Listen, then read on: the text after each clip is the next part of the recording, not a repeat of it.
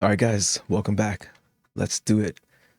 Winning with blends. Okay, today we're going to talk about soundscapes and atmosphere. Okay, so what we're looking at is essentially something that might be best to do in headphones, I think, because you want to capture these extremes in isolation. And oftentimes, to be honest, a lot of people do listen to their atmospheric music or soundscapes in headphones as perhaps a means of relaxation or just a good way to isolate that experience. So let's listen to what we've been creating in this one here. And you'll notice a few things. We've got a pretty basic synth going on. As a matter of fact, I pretty much just chose the classic basic synth to create and to start with this one. Okay, so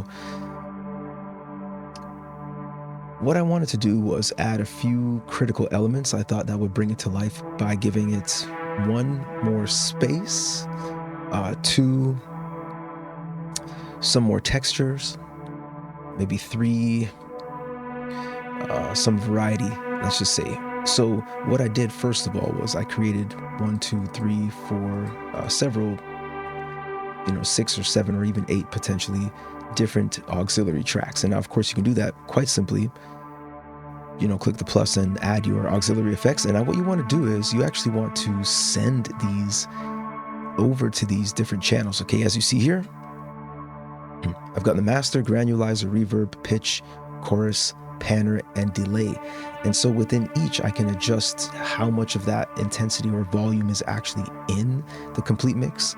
I can then go finer. Let's say, for example, let's start with reverb. Okay, first things first. I wanted to use reverb to create some room and to create some some ambience, and of course over here I wanted to use the analyzer just to check how much information we have going on in the various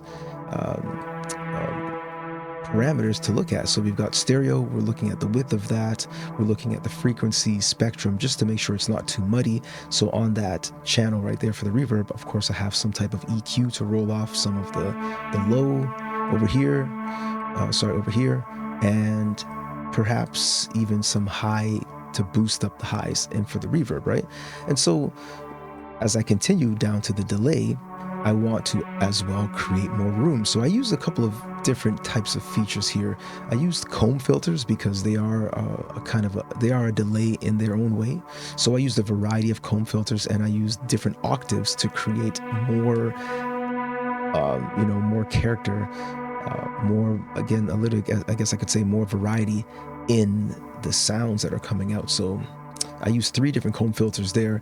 And as you see, just adjusted the asymmetry in different ways, but as well, like I said, the octaves up and or down, so to create just more robustness in the sound. And of course I pulled some EQ areas down, and up here you see the panner. The delay feature is also on for the MultiFX, as well as just the simple trance delay. So there's a ping pong delay, there's some motion going on over here. Of course some of these I actually adjusted. I'll go into some of these as well. Okay, so let's continue on. I added some granulizer. Now of course currently there is no real set granulizer for FL Studio Mobile. So I created, in a sense, my own granulizer as this one comes to an end.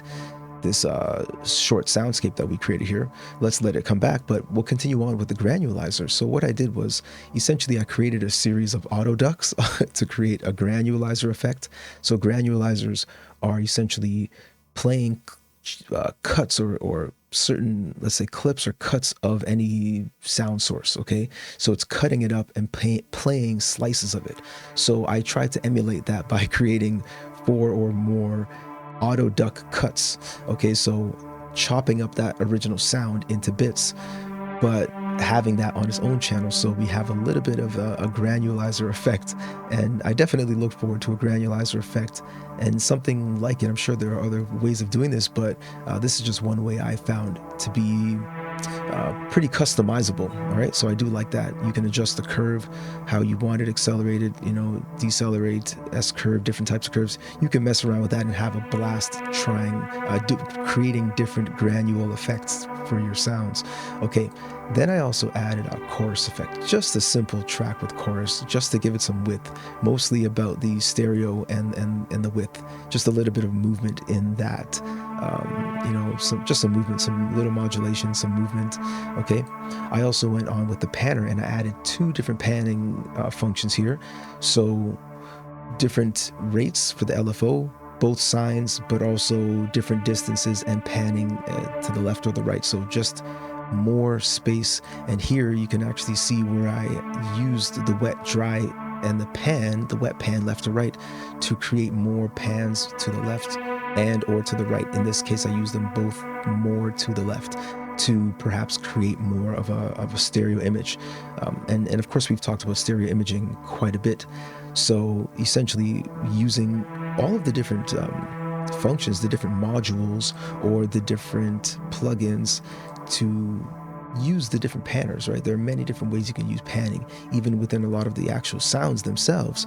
If I were to actually go to the original synth that I'm using right here, you can oftentimes go through and look at the different types of effects, see what you can adjust, like the delay, the distortion, chorus, as you see, phaser. There are many things you can do within a lot of these sounds alone, so these engines. So I would definitely recommend diving deeper into those to find out the effects and the customization before you even start adding other effects to them.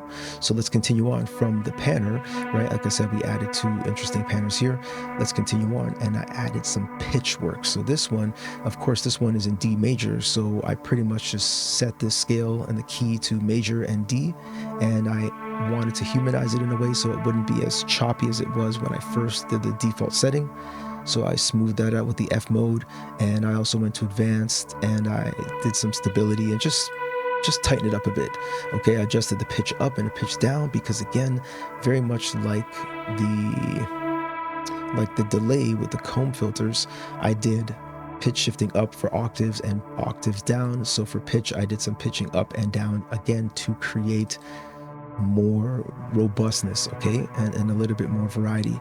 And with the tuner, I was using this earlier, and so far what I'll do now is I will actually let this one restart, and I'm going to play this with everything off, essentially, okay, and really just going to solo the original instrument. Okay, so let's go like this. Let's turn all these off, and for the purposes, I'm going to have to boost this master up because it's pretty simple. So as well, on the main channel, what I did was a little bit of compression, so like a tiny bit of compression, and some separation in the width and narrowing of certain frequencies to bring that right to the front.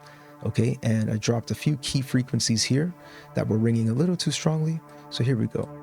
This is the plain file. Okay, as you see, let's go to this. Let's go to the piano roll. So if you look at the piano roll, I actually have some low keys that are constantly pressed, as you see them down here. Let's bring this down. You can see them, these long lines. They're fairly low, but I have other notes scattered throughout. And you can use the grid. You can choose it with the grid on or off. It's up to you. More random, not so much more random, but more off of the grid. Off grid is, I would say, in some ways a lot better.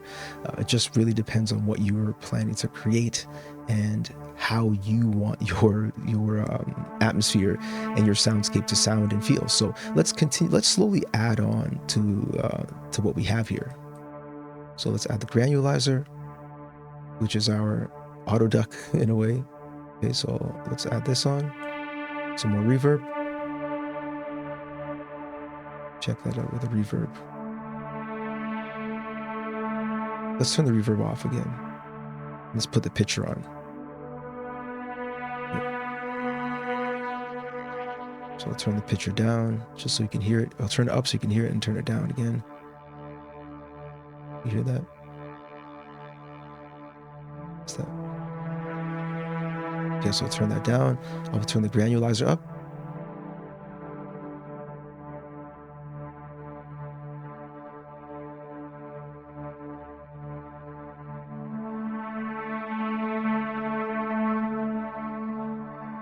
I'll turn the granulizer down. Let's turn the chorus. We should hear it get a little wider. Let's turn it all the way down and turn it up.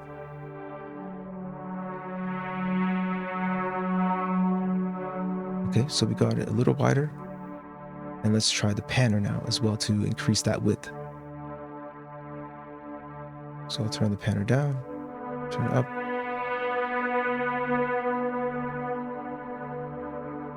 Okay, we got a little more width.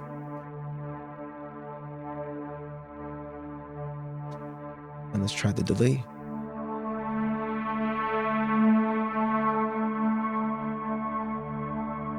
Okay, and I'll put the reverb on as well. And I'll turn this down, master. So the raw signal, again, we're doing parallel processing. I'll turn down the raw signal because I want this to be more of the affected audio than the actual raw, untreated sound.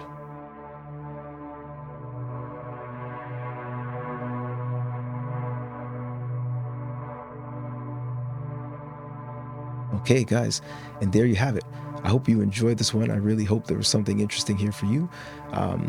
I appreciate your time, guys. Again, Justin Blends. Let's get into it. Winning with blends. It's all about this. Enjoy yourselves, guys. Until next time, all right? Take it easy.